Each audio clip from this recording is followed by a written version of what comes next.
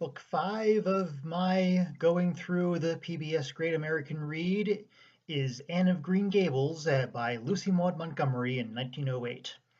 Now, this is a book that I actually came to very recently because I'd heard about it my whole life, of course, but it never really seemed to appeal to me. And it wasn't until I saw the trailer for the Netflix series Anne with an E, which is an adaptation of it, that I thought it looked kind of interesting. So I figured I'd check out the book first before I watched the show. And I immediately just got hooked by it and I devoured the whole thing because this is a story that, on the surface of it, doesn't really seem like it would hold much mass appeal, especially to older readers. Like, I just came into this in my early 30s and it still worked for me. And that's odd on the surface of it because this is a book where not much really happens if you just plot out the whole course of the story. And it's mainly just this character study of Anne Shirley, this little girl who gets adopted by mistake by a brother and sister who were expecting a boy to help run their farm.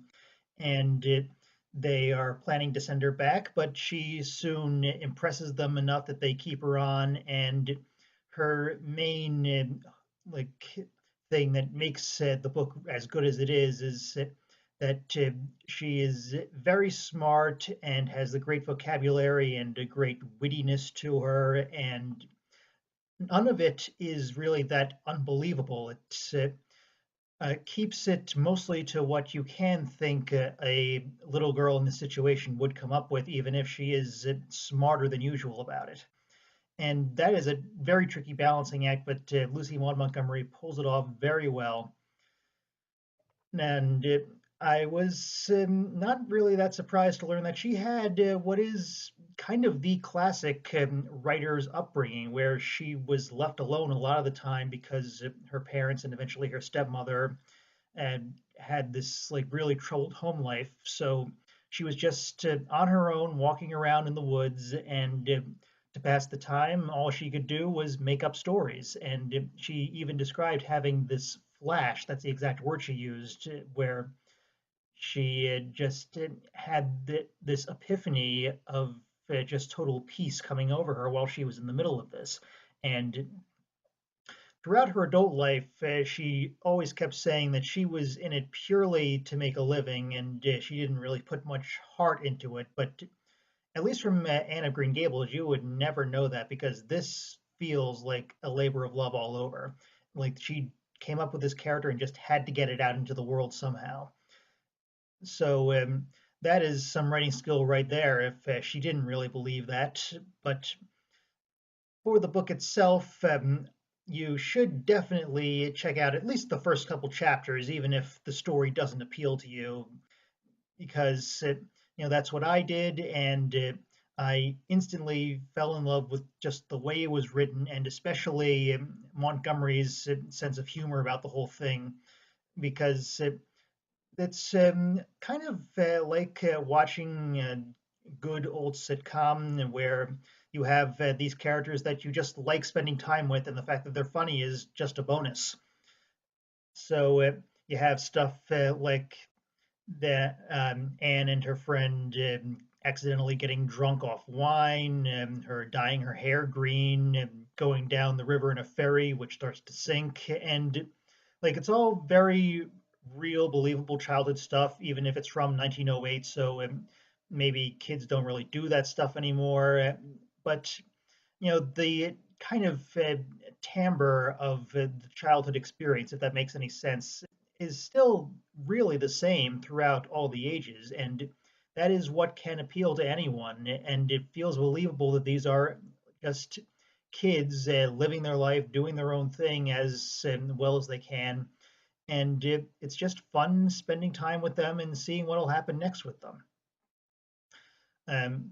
It also has this kind of weird thing where certain words have changed, which just makes them funnier now. Like there's a whole thing about going to a concert, which at the time just means people from the town putting on a few songs and skits on their own. But the way Anne talks about it, I swear it's exactly like the kid wanting to go to a rock concert today when their parents won't let them. Like, just read it, you'll see what I mean. And there's also a bit where at the time the word cordial referred to a soda, but now, of course, it's an alcoholic drink. So you have people saying the kids were only supposed to have cordial, they weren't supposed to have wine. And so that's just plain confusing unless you know what you're getting out of that going in.